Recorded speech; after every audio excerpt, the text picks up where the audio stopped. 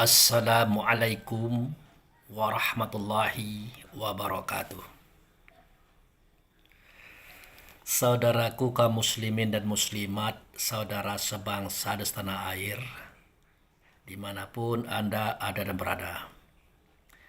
Berjumpa kembali dengan saya Abu Fikri dalam rangka kebaikan dan kebenaran untuk mempermudah langkah-langkah kita menuju jalan selamat, yaitu Allah dan Rasulnya. Saudaraku kaum muslimin dan muslimat, ada sedikit info daripada saudara kita Abu Fikri Lovers kepada saya. Katanya, Pak Abu Fikri, ini akhir-akhir ini kok kajiannya semakin berat. Nah, itu. Saya jawab, ya, karena kita kan harus selalu naik dan naik, meningkat dan meningkat sampai kepada tujuan yang kita harapkan, kan begitu. Nah, oleh karena itu, berat ringan itu bukanlah persoalan kita. Persoalan kita adalah kesiapan dan kemauan serta kemampuan kita untuk meningkatkan kualitas. Kan begitu. Nah, makanya kalau kita lihat di masyarakat itu, contohnya di masjid-masjid ya, ada pengurus yang mengatakan, Pak, jangan dulu sampaikan kajian itu. Mereka tidak akan mungkin bisa menangkap dan sebagainya. Jadi kajian yang biasa-biasa saja. Nah, ini sepintas ada benarnya ini. Ada benarnya. Tetapi efeknya adalah kurangnya daya fikir, kurangnya usaha fikir untuk meningkatkan kapasitas dan kualitas cara berpikir itu sendiri. Makanya tidak ada spesialis di sini. Makanya semuanya dianggap umum. Nah, makanya kita ya bukan tidak peduli ya, kita tetap berjalan dengan prinsip. Walaupun hanya seorang, dua orang saja yang memahami apa yang kita sampaikan, itu tidak masalah bagi kita. Karena kita ingin mencoba membuka cakrawala berpikir sahabat, kaum, dan umat yang ada di sekitar kita ataupun di luar sekitar kita. Itu saudaraku. Nah, termasuk video kita juga. Kajiannya ya tidak pula selalu berat, tidak. Kadang-kadang ada yang ringan juga, ada. Nah, contohnya sekarang ini. Itu ada yang bertanya kepada saya, Pak Abu, kapan sih momentumnya kita berdialog dengan Allah? Yang tidak nyata Allah, melainkan nyata Rasul. Nah, kalimat ini saja kan sudah berat sebenarnya bagi mereka yang tidak biasa mendengarnya itu. Bahkan mereka menganggap berdialog dengan Allah itu lebih mudah ketimbang ada berdialog dengan Allah Rasul sebagai wasilah. Itu. Atau kita berdialog dengan Allah yang tidak nyata Allah, mungkin nyata Rasul. Itu lebih berat ketimbang berdialog dengan Allah. Nah, semua itu adalah efek daripada kebiasaan. Cara kita berpikir dan cara kita menyimpulkan persoalan. Jelas itu tidak menarik, kurang baik, karena menunjukkan sikap keadaan yang tidak ada peningkatan. Jadi sesuatu itu akan kita dapat dengan baik dan benar serta kuat dan kukuh kalau ada perjuangan di dalamnya. Tapi kalau sambil lewat itu susah. Ya. Nah, ini kita masuk kepada pembahasan ini. Pertanyaannya adalah kapan Pak Abu kita bisa berbicara dengan Allah langsung? Saya katakan, oke lah, dalam bahasa boleh berdialog dan berbicara dengan Allah langsung. Dalam bahasa boleh. Tapi dalam etika, akhlak, struktur ketuhanan, itu tidak mungkin. Karena Allah itu zat, sedangkan kita asma, nama. Tidak mungkin nama bisa mencapai zat. Kecuali sifat bisa mencapai zat. Karena sifat adalah wujud daripada zat itu sendiri. Bahkan bukan wujud, tapi wujud sertanya. Kalau kita hanya sebatas sifat, tidak sampai kepada zat. Dalam bahasa lainnya, kita hanya sebatas rasul, tidak sampai kepada Allah. Itu pun juga dengan ritual khusus, ritual halus antara rasa kita dengan rasa Rasul dengan Allah. Begitu. Dan selalu saja dimulai dengan keberadaan wujud Allah atau Nabi. Kalau Nabi itu manusia, dia adalah wujud Allah. Kalau wujud Allah itu adalah Rasul. Kalau Allah itu zat wajibul wujud. Gitu. Nah, jadi pertanyaan itu sebenarnya sudah terjawab dari dulu-dulunya. Seketika Nabi Muhammad bercerita tentang Isra wal Mi'raj, di mana seketika beliau Isra, ini kita ngaji umum dulu ya, Isra atau berjalan, diperjalankan dari Masjidil Haram ke Masjidil Aqsa. Itu belum terjadi dialog. Belum. Tetapi di beberapa tempat sudah terjadi dialog antara Nabi dengan Allah. Itulah yang disebut dengan sholat 2 rakaat. Jadi sampai di suatu tempat sholat 2 rakaat, sampai di tempat yang lagi sholat 2 rakaat, dan seterusnya begitu. Nah, kemudian dia berdialog langsung dengan Allah. Si Nabi tadi bercerita, itu hanya dapat dilakukan di atas langit ke-7, di Sidratul Muntaha. Itu. Disitulah terjadi dialog antara Nabi Muhammad dengan Allah. Pertanyaannya, apa mungkin Nabi bisa pergi ke Sidratul Muntaha? Ya karena beliau menceritakan itu begitu, ya mungkin saja. Mungkin saja. Kalau Rasul sudah jelas, dia adalah wujud daripada Allah itu sendiri. Kalau Nabi, ya mungkin saja. Karena beliau menceritakan itu. Nah, jadi bagaimana pahamnya ini Pak Abu Fikri? Jika Nabi itu bisa berdialog dengan Allah, yaitu di atas langit yang ke-7, namanya Sidratul Muntaha. Jadi jelas Nabi itu kan naik ke langit 1, langit 2, langit 3, langit 4, langit 5, langit 6, langit 7. Di atasnya itu baru ada Sidratul Muntaha. Disitulah dia berdialog dan berdiskusi dengan Allah. Itu. Bagaimana pahamnya ini? Nah, jadi tidak bisa kita menceritakan kajian agama ini seperti yang tersurat saja,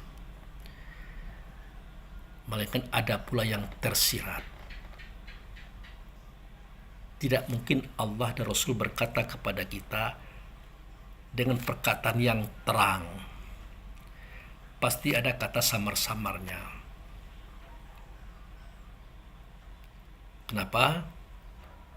Kata-kata terang itu hanya untuk mereka yang baru mengenal diri, baru mengenal Rasul, baru mengenal Allah. Hidangan buat mereka itu dari Allah Rasul adalah kajian-kajian syariat, kajian-kajian yang nyata, yang real.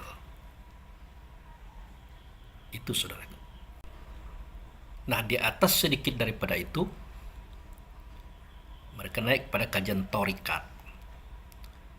torikat itu artinya jalur. Makanya Islam itu bukan berpecah sebenarnya, tetapi bertingkat-tingkat. Nah, perpecahan yang disebut itu adalah bagian daripada pemahaman masing-masing. Ya. Konon kabarnya kata Nabi Muhammad, dia terpecah menjadi 73 golongan. Hanya satu yang selamat menuju Allah dan Rasul. 72 ya tidak.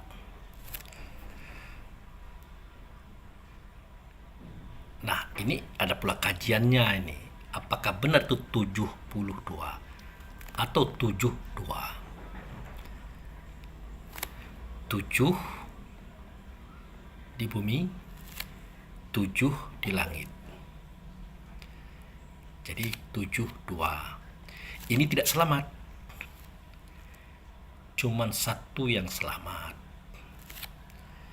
yaitu mereka yang sama denganku, yang serupa dengan sahabatku, mereka berhakikat, mereka bersyariat, mereka itu berjamaah. Itulah yang disebut dengan ahli sunnah wal jamaah. Itulah yang selamat. Jadi mereka yang serupa denganku itu adalah turunanku. Nah, kan begitu. Itu mutlak itu. Tanpa usaha kita sudah turunan beliau. Tapi mereka yang serupa dengan sahabat. Nah, ini lain lagi. Kalau sahabat-sahabat itu kan 2 kali kalimatnya itu. Sahabat-sahabat ini merujuk kepada Abu Bakar, Umar, Utsman, Ali, dan sahabat-sahabat yang lainnya. Tapi kalau sahabatku, itu yang menyertai Rasul kemana dia pergi. Dia ke atas, sahabat ini ikut. Dia ke bawah, sahabatnya ikut. Dia ke kanan, sahabatnya ikut. Dia ke kiri, sahabatnya ikut. Nah, sahabat di sini adalah tubuh badan jasad beliau yang mencerminkan kepada Rasul. Bahkan inti daripada Rasul itu sifat sidik, amanat, tabligh, fatanah. Nah, itu. Jadi kalau mereka yang sama dengan aku, ya, yang serupa denganku dan sama dengan sahabatku, itu maknanya itu. Kalau serupa dengan aku, jelas itu adalah maksudnya adalah roh kita.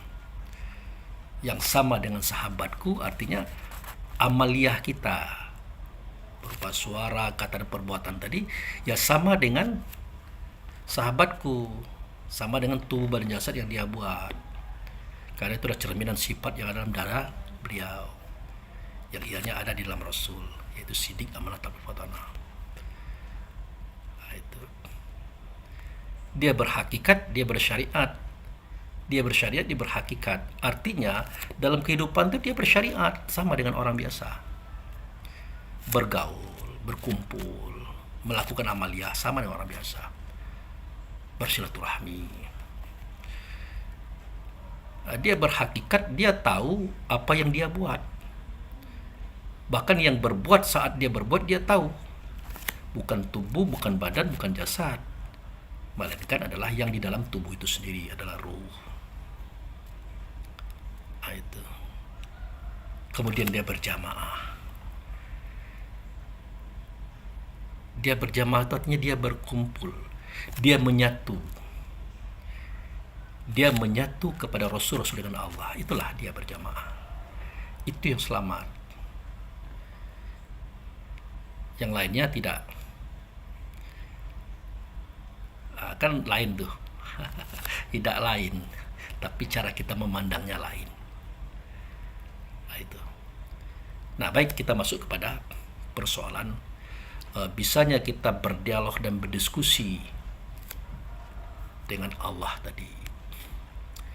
Jadi kejadian itu terjadi di Sidratul Muntaha itu, di atas langit yang ketujuh. Kalau begitu ceritanya berarti Kita sudah melewati langit 1, langit 2, langit 3, langit 4, langit 5, langit 6, langit 7. Baru kita sampai ke situ. Baru kita bisa bertemu dengan Allah, berdialog dengan Allah, sebagaimana Nabi Muhammad bercerita tentang dirinya terhadap Allah itu. Gitu. Nah, untuk mengetahui apa itu langit, ya, apa itu langit, kita harus tahu dulu apa itu Sidratul Muntaha. Sidratul Muntaha itu kan cerita, ucapan, ungkapan. Nah, ternyata sidrah itulah dasar akar kata daripada sadar. Sadar itu kan bahasa Indonesia, sidroh itu bahasa orang sono, bahasa Arab. Muntaha itu terakhir, teratas. Tidak ada lagi batas kecuali sebatas itu. Nah, artinya kita bisa berdialog dengan Allah hanya pada posisi kita berada pada kesadaran yang tinggi. Itulah yang disebut Sidratul Muntaha.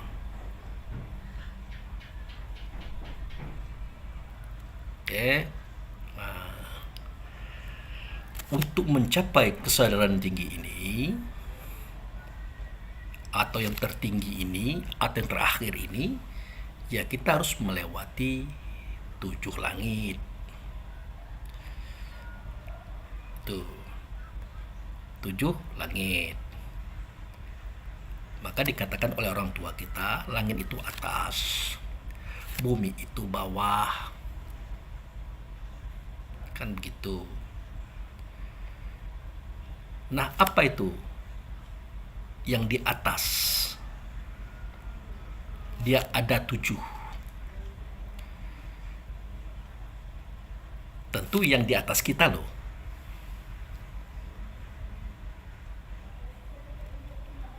Nah, dia itu ada di Allah, nyata di Rasul. Dia bercerita tentang sifat ma'ani, sifat yang menyertai aku, kata Allah, menjadi wujud serta aku. Suaraku, kataku, perbuatanku tidak nyata, mereka nyata pada beliau, si sifat itu. Termasuk apa yang hendak diceritakan ini, nyata pada beliau. Aku adalah zat, dia adalah sifat. Dia itu adalah sifatku, wujud sertaku, Rasul yang aku rasulkan di atas semua rasul-rasul yang berjumlah 124.313 orang itu. Itulah sifat ma'ani,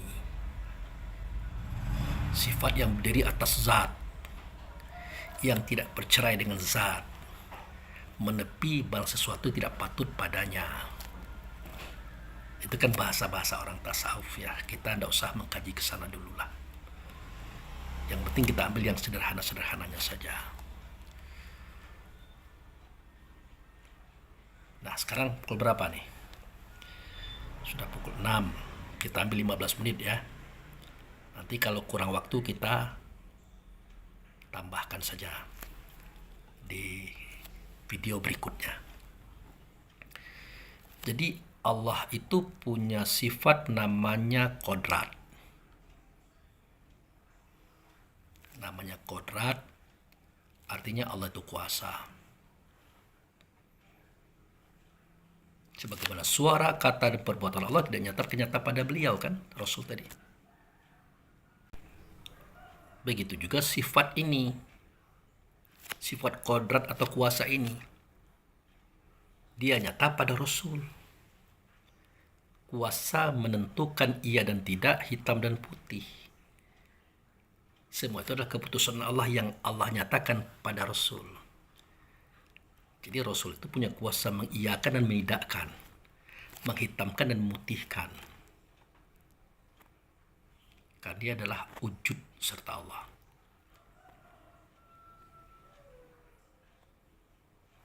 Nah, di kita sifat ini ada namanya bukan kodrat, tapi kodirun, dikuasakan. Ada sifat itu. Yang penting kita pahami di sini adalah tempat tegak atau makom sifat itu di kita itu di mana. Nah, tempat tegak atau makom sifat itu di kita ada di otak, ada di tulang, ada di urat. Otak kuasa berpikir, tulang kuasa berdiri, urat kuasa bergerak. Karena kita bercerita tentang Sidratul Muntaha atau kesadaran yang tertinggi, maka mulailah kesadaran itu dari momentum otak, tulang, dan urat. Otak kuasa berpikir, mari kita tingkatkan kesadaran kita dalam berpikir. Tulang, dia berdiri, mari kita tingkatkan kesadaran kita tentang kita berdiri dan berpendirian. Urat, dia bergerak, mari kita tingkatkan kesadaran kita untuk kita bisa bergerak. Apa yang harus kita pikirkan? Apa yang harus kita tegakkan? Apa yang harus kita gerakkan? Yang terpenting adalah kita menggerakkan rasa kita kepada Rasul itu dengan Allah. Di dalam sholat itu nomor satu, mutlak.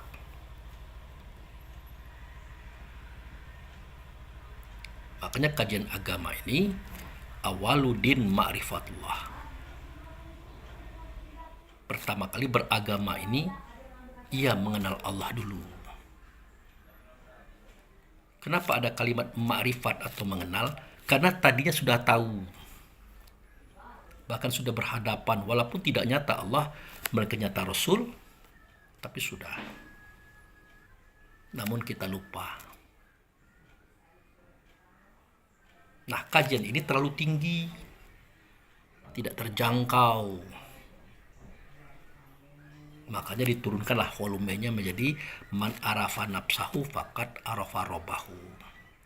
Siapa kenal dirinya, pasti akan mengenal siapa Tuhannya. Siapa yang kenal Tuhan, pasti akan mengenal Allah. Makanya kajian diri, pelajaran tentang diri adalah pelajaran nomor satu. Itu sebabnya kenapa surat yang pertama kali turun adalah surat Al-Alaq. Ayat satunya adalah Iqra bismi rabbikal ladzi khalaq. Bacalah dengan nama Tuhanmu. Jadi membaca itu harus dengan nama Tuhan. Tidak bisa kalau tidak dengan nama Tuhan. Lalu apa itu membaca? Ya membaca itu ya mendengar, melihat, merasakan sesuatu, memikirkan sesuatu untuk suatu kepahaman tentang apapun. Tadi tidak mungkin kita bisa melakukan itu atau pembacaan itu kalau tidak dengan Ia yang bernama dengan nama Tuhan. Siapa Ia? Itulah ruh kita. Itulah diri kita sebenar diri. Dia bernama dengan nama Tuhan yang ketujuh. Allah, Rahman, Rahim, Malik, Kudus, Salam, Mukmin. Itulah yang dengan nama Tuhan. Kalau tidak ada ruh, telinga ini walaupun ada tidak bisa dengar. Mata ini walaupun ada tidak bisa melihat. Hati ini walaupun ada tidak bisa merasa. Otak ini walaupun ada tidak bisa berpikir. Lidah juga walaupun ada tidak bisa ngomong. Itu yang dimaksud dengan Iqra bismi rabbikal ladzi khalaq. bacalah dengan nama Tuhanmu yang Dia itu menciptakan. Nah, di sini tidak usah kita uraikan panjang-panjang karena uraiannya sudah ada di video-video yang sudah gitu. Ya. Nah, itulah sebabnya kenapa kajian kita ini kita katakan tasawuf. Kajian kehalusan budi, kehalusan rasa. Karena rasa itu sendiri adalah halus. Kita tidak menyebut nama atau merek organisasi. Takut nanti yang punya merek terganggu. Karena kita punya pikiran yang liberal, ya, pikiran yang bebas. Karena ilmu Allah itu sangat tinggi, sangat dalam, sangat luas. Tidak bisa dicekoki hanya dengan aturan-aturan manusia yang ada di dalam organisasi. Tidak bisa begitu. Hilang kemerdekaan kita. Yang penting tujuan kita adalah Allah dan Rasul untuk kemaslahatan umat dan kaum, termasuk diri kita dan keluarga kita. Itu yang penting. Mengenai masalah salah dan benar apa yang kita sampaikan, kita tidak usah takut. Selama itu menuju kepada Allah dan Rasul. Ya. Nah, selama itu pula Allah dan Rasul bertanggung jawab dalam hal memaklumi kelemahan kita, kekurangan kita, kesalahan kita. Karena kita sedang berjalan ke situ. Dan semua itu ada prosesnya. Bukan kayak kita ketakutan melulu. Nanti kalau salah siapa yang bertanggung jawab? Salah siapa yang bertanggung jawab? Ya tidak mungkinlah kita tidak salah. Tidak mungkinlah kita tidak keliru. Karena yang kita lakukan adalah sesuatu yang tabu. Sesuatu yang tidak biasa, yaitu mengenal zat, mengenal sifat, mengenal diri kita. Guru ada, pembimbing ada, pembina ada. Tetapi dia tidak akan mengupas semuanya. Lama kalau dia mengupas semuanya. Ya. Apalagi dia tahu bahwa kita punya akal fikir. Kapan lagi akal dipergunakan, dimanfaatkan untuk bekerja. Kalau diberikan pisang itu pun dikupas, tinggal makan saja. Yang seperti itu merendahkan kaum namanya. Merendahkan umat, merendahkan binaan. Loh, kenapa dikatakan merendahkan? Ya monyet saja tidak dikupas, dia bisa makan sendiri. Masa kita harus dikupaskan? Bahkan beliau memberikan kita anak pisang malah. Biarkan dia tumbuh, rawat, pupuk oleh kita. Sampai dia berbunga, berjantung, berbuah. Kemudian olah oleh kita. Apakah pisang tok? Tidak. Gunakan akal fikir kita.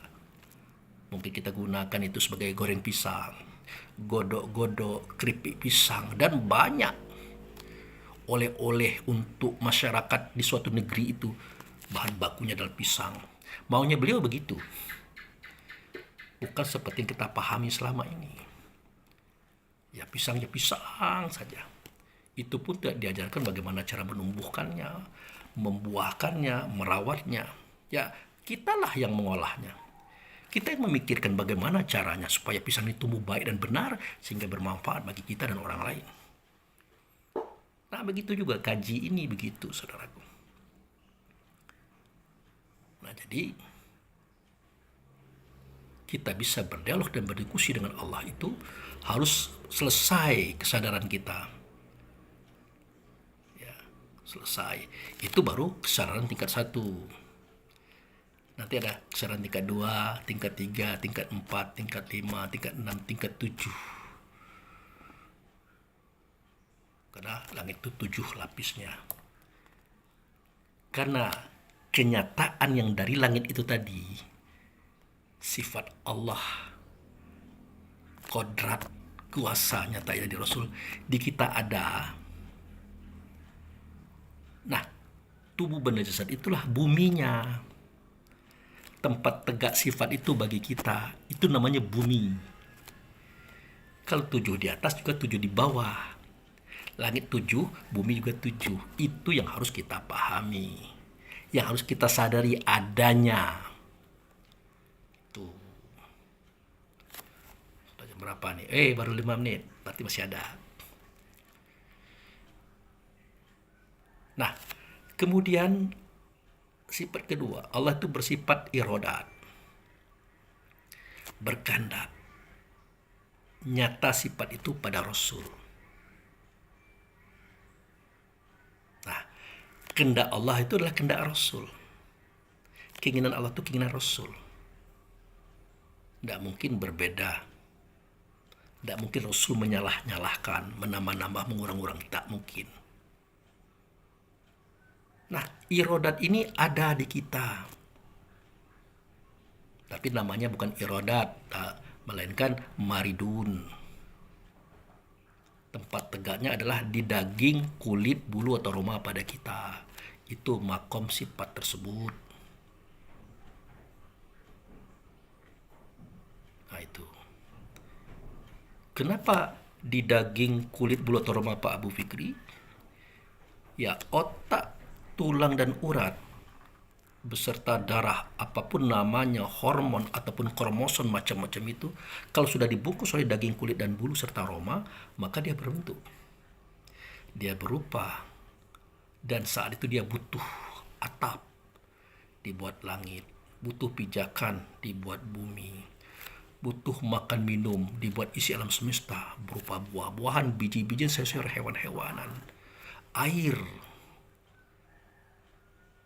supaya mereka bisa membangun tubuh badan jasad itu. Di sisi lain, mereka butuh angin, air, tanah, dan api untuk pengembangan daripada itu. Makanya pada surah Al-Baqarah Allah Subhanahu wa taala berfirman, "Wallazi khalaqalakum ma fil ardi jami'a." Dialah yang menjadikan segala sesuatu di langit dan di bumi semuanya untuk kamu. Terjadinya juga karena kamu. Karena kamu butuh barang-barang itu, makanya aku jadikan. Aku ciptakan, kata Allah melalui Rasul, kata Rasul pihak nabinya. Kan begitu ceritanya. Ya. Nah, tingkatkanlah kesadaran itu tadi, berkehendak.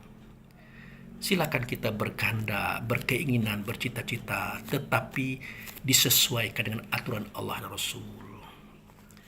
Jangan memaksakan diri. Nanti kita terjebak dalam kesulitan dan kesusahan. Ya, kita harus tingkatkan kesadaran kita dalam berkehendak tadi.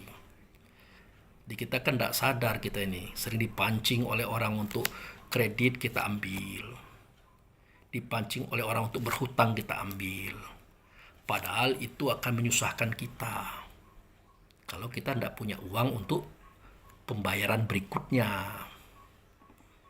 Di situ saja sudah terjebak kita. Terjebak waktu, tenaga, dan kesempatan. Bekerja keras untuk membayar hutang-hutang ini. Ya mendingan kita tawadu. Ya, apa adanya, sabar-sabar saja. Kapan datang masanya, Allah akan berikan apa yang kita kehendaki. Biarkan Allah yang bekerja. Tidak usah kita campuri pula pekerjaan Allah. Makanya kita pusing. Tuh, ya. Nah, kemudian sifat yang ketiga, Allah punya sifat yang namanya ilmu. Ilmu itu artinya tahu. Nyata pada Rasul. Di kita ada tempat tegaknya itu. Itu di hati. Maka ilmu itu ada dua. Al-ilmu indallah itu adalah Rasul. Al-ilmu fi sudur itulah diri kita sendiri. Ada di hati. Allah tahu, Rasul tahu, kita juga tahu. Cuman bedanya kita lupa terhadap apa yang kita ketahui selama ini dari Allah dan Rasul. Makanya bangkitkan kesadarannya untuk belajar. Mengingat kembali sesuatu yang pernah kita ingat tapi kita lupa. Bayangkan perjalanan kita dari Allah dan Rasul itu begitu jauhnya. Kitab mengatakan 1000 tahun. Ada yang mengatakan 50.000 tahun. Jarak perjalanan itu kalau dilalui oleh cahaya. Tentu di situ ada yang kita lihat, ada yang kita dengar, ada yang kita rasakan seketika kita dalam perjalanan itu. Tapi kita lupa. Maka ingatlah kembali caranya belajar. Pelajari kitab, pelajari hadis, buku-buku, perhatikan gerak alam semesta. Nanti kita akan teringat dengan apa yang pernah kita lalui dahulu. Maka itulah yang disebut dengan hidayah atau inspirasi atau petunjuk yang bisa kita realisasikan dalam bentuk suara, kata, dan perbuatan. Di situ baru diangkat derajat kita. Itu saudaraku, jangan pemalas. Rugi. Ya. Nah, kemudian sifat keempat, apa itu? Hayat. Sifat Allah yang keempat itu hayat. Nyata di Rasul, tempat tegaknya di kita itu adalah di jantung. Ya, kalau roh keluar karena kita tidur, pingsan, dioperasi misalnya, yang jantung tidak boleh berhenti karena dia hayat. Makanya kalau kita dioperasi ada yang namanya media kontrol, semacam televisi itu, nah tit tit tit tit tit tit, nah dah gawat itu untuk mendeteksi jantung itu masih bergerak atau tidak. Kalau masih bergerak berarti kehidupan masih ada dengan kita. Mumpung masih ada, mari kita tingkatkan kesadaran kita untuk berkehidupan. Dalam hal ini Nabi berpesan, jaga hidup sebelum mati, jaga muda sebelum tua, jaga kaya sebelum miskin, jaga sehat sebelum sakit, jaga sempat sebelum sempit. Nah itulah, jagalah 5 sebelum datangnya 5. Jangan main-main, jangan berguyon-guyon, jangan terpengaruh oleh permainan dunia ini. Main-main berguyon boleh, tapi jangan berlebihan. Artinya jangan sampai melupakan prinsip kehidupan kita dalam kesadaran berkehidupan. Itu maksudnya. Tuh. Ini main HP dari pagi sampai malam sampai pagi lagi. Ngapain? Buka kitab Quran, buka hadis, buka buku-buku membaca, berdiskusi, perhatikan pengembangan pekerjaan orang di luar kita melalui YouTube. Itu adalah masukan bagi kita loh. Nah, tingkatkan kesadaran berkehidupan, itu maksudnya. Ya. Kemudian Allah punya sifat yang lain, yang kelima, namanya Samia. Nyata sifat itu di Rasul. Di kita ada tempat tegaknya, yaitu di telinga. Nah, gunakanlah pendengaran kita itu untuk mencari paham, bukan untuk mencari info tentang aib orang, tentang paham yang mengajak kita kepada Allah dan Rasul. Kalau ada info kabar dari orang yang tidak jelas dasar-dasarnya, ya tolak saja dengan halus dan lembut, atau diam sambil senyum. Karena kan banyak orang membawa berita nih, tapi dari orang pula, berarti itu batal. Kecuali kalau dia menyaksikan sejarah, dia mendengar, dia melihat, dia berada pada posisi kejadian, itu oke, kita terima, berarti bisa dipertanggungjawabkan, baik dari dia ataupun dari kita sendiri. Itu pun tidak bisa kita telan mentah-mentah, kita buktikan dengan pelajaran kapasitas kita, benar apa enggak kata-kata dia ini. Makanya perlu ada penelitian, pencarian data, penyesuaian data agar kita paham dengan sepaham-pahamnya tanpa ada keraguan. Kalau ragu, kata Nabi, stop, tidak usah dilanjutkan kalau ragu. Tapi kalau oke, lanjutkan. Itu pahamnya. Ya. Ya, tidak semua pendengaran yang kita dengar kita sebutkan, tidak boleh. Kita jangan sampai nanti terlibat dalam fitnah bersama, kebohongan bersama, penghinaan, pencacian bersama tentang sesuatu. Karena kita mengikutkan pendengaran kita tanpa ada penelitian sebelumnya. Ya. Kemudian Allah punya sifat Bashir. Nyata sifat itu pada Rasul. Di kita adalah Bashirun namanya. Tempat tegaknya adalah di mata. Nah, tingkatkanlah kesadaran melihat, memandang, memperhatikan, meneliti tentang hal apa saja. terutama masalah diri, Rasul dan Allah, karena kita akan kembali kepadanya. Lagi-lagi kita akan buka kitab Quran, hadis, buku-buku, dan seterusnya. Lagi-lagi kita akan memperhatikan gerakan alam tentang kehidupan ada pada kita semuanya itu. Nah, tingkatkan kesadaran itu. Ya. Nah, yang ketujuh, nah itu dia. Sifat Allah yang ketujuh inilah langit yang ketujuh namanya. Yang keenam tadi, yang kelima tadi, yang keempat tadi, yang ketiga tadi, yang kedua tadi, satu tadi sudah kita ceritakan. Ini yang ketujuh, sifat Allah yang ketujuh. Inilah langit yang ketujuh, ini terakhir, final, titik akhir. Apa itu?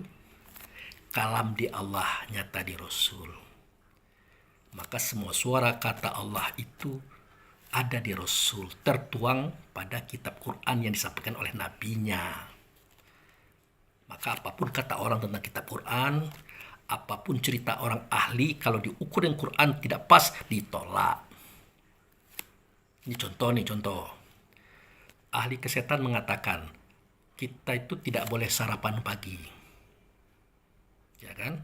Karena akan mengganggu pola pikir, pola rasa, keaktifan kita.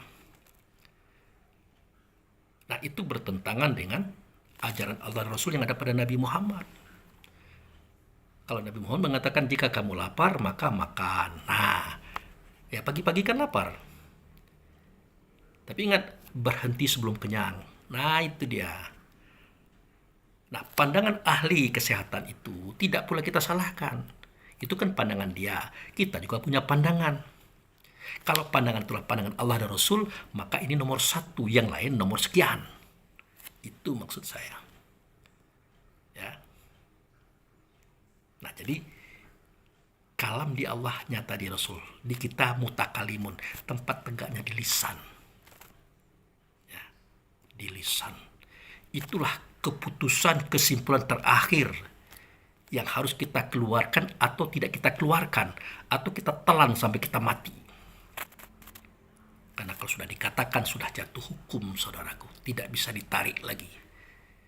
Itu. Jadi, apa yang kita rasakan pada otak, tulang, dan urat, daging, kulit, dan bulu, hati, jantung, telinga, mata, semuanya akan disimpulkan dengan suara dan kata. Makanya saya katakan, untuk mengukur kelas orang itu bukan pada stratanya, bukan pada gelarnya. Ya, apakah dia itu ulama, kiai, ustadz, profesor, doktor, magister, sarjana. Bukan di situ cara mengukurnya. Di mana? Di suara katanya. Kenapa di suara katanya? Karena itulah kesimpulan dari apa yang dia dengar, apa yang dia lihat, apa yang dia rasakan, apa yang dia pikirkan, apa yang dia alami, dia suarakan, dia katakan. Dari situ tahu kelasnya. Makanya hati-hati bagi kita yang sudah bertitle, bergelar, dan punya julukan di masyarakat. Ada orang yang tahu kelas kita. Oke. Nah, 7 di langit. Langit itu 7. Itulah sifat Allah yang nyata di Rasul. Dia turun ke tubuh badan jasad kita, itulah bumi. Dia bermakom, dia bertempat pada tempat yang 7 pula. Tingkatkan kesadarannya. Jika sudah sampai ke tingkat ke-7, sampailah kita kepada tahap yang kita harapkan, namanya Sidratul Muntaha. Kesadaran terakhir, kesadaran tertinggi. Disitulah baru kita bisa berdialog dengan Allah dan Rasul. Di situ kita bisa pasang niat, menyatukan rasa kita dengan Rasul, Rasul dengan Allah. Barulah sholat itu, hubungan itu bisa terjadi, saudaraku. Kalau tidak seperti itu, jangan diharap hubungan kita dengan Rasul, Rasul dengan Allah itu terjadi. Tidak. Kita akan keluar. Kita akan mengingkari. Kita akan menyalahi. Kita akan menjadi paniknya orang, bingungnya orang. Bersyahadat sudah Bapak ini, sholat sudah, puasa sudah, zakat sudah, haji berkali-kali. Kenapa suaranya begitu juga? Kenapa perkataannya begitu juga? Kenapa sikap pribadinya kok begitu juga? Pembenci, iri, dengki, hasut, fitnah. Pemarah, suka heboh, suka bikin ricuh, gaduh. Kenapa? Karena kita melihat kepada fisik, penampilan, pernik-pernik, aksesoris. Diajarkan oleh Allah dan Rasul, innallaha la yanzuru suwarikum wala a'malikum walakin Allah yanzuru ma fi qulubikum. Allah tidak melihat gaya dan rupa kamu, berjanggutkah, berjubahkah, bersorbankah, bertasbihkah, dan tidak pula melihat gerak lakumu, tegak, ruku, itidal, sujud, duduk, atau bersuara berkata dari Allah Akbar sampai salam, tapi yang dia lihat hatimu. Adakah yang di dalam hati itu melakukan apa yang kamu lakukan? Ya. Adakah di dalam hati itu melakukan apa yang kamu lakukan? Bagaimana bahasanya ini Pak Abu? Bagaimana pahamnya ini Pak Abu? Nah itu tuh yang pernah Allah ungkapkan dalam Al-Quran. Wa aqimis sholah wa atu zakah warka'una ma'aroki'in. Nah itu dia. Dirikanlah sholat, bayarkanlah zakat di dalam sholat. Rukulah kamu beserta orang yang ruku. Siapa yang ruku? Ya ruku itu badan, tubuh badan jasad. Ruh kemana? Adakah dia ruku? Ya ruh pergi ke bank, ke mall, ke pasar, kemana-mana. Nggak karu-karuan. Makanya di ayat berikutnya nyek kita ini. Ya, diungkapkan oleh Allah. At-ta'muruna nasa bil birri wa tansawna anfusakum wa antum tatlul kitab afala taqilun.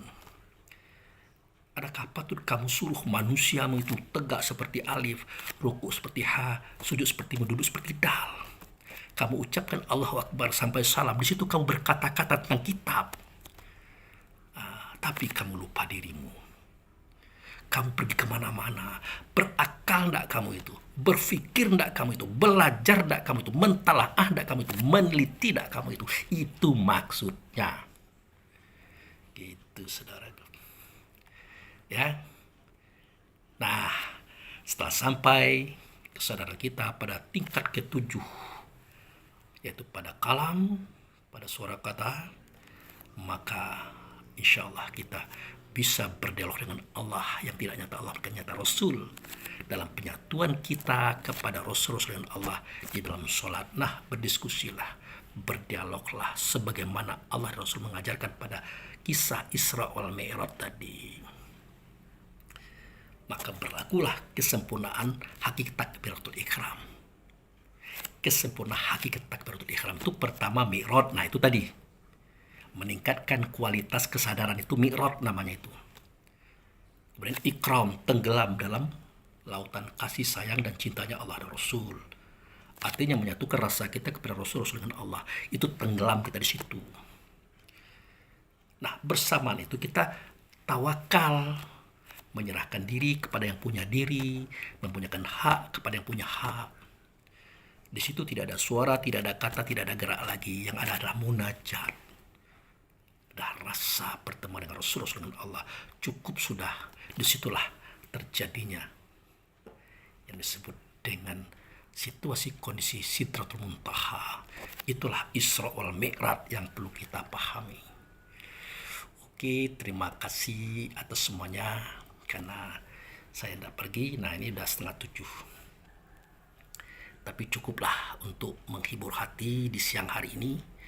Semoga bermanfaat. Tapi dong kerang saya mohon maaf kepada Maha Guru, para dosen dan yang lainnya. Saya juga minta maaf kalau ini ada keliru. Tapi ini karena paham, silakan kita punya paham, silakan kita punya prinsip dalam kehidupan beragama. Mudah-mudahan itu bermanfaat bagi diri kita, keluarga kita, kaum kerabat kita, dan semua orang, termasuk yang menonton video ini. Oke, terima kasih. Wabillahi taufiq wal hidayah. Assalamualaikum warahmatullahi wabarakatuh.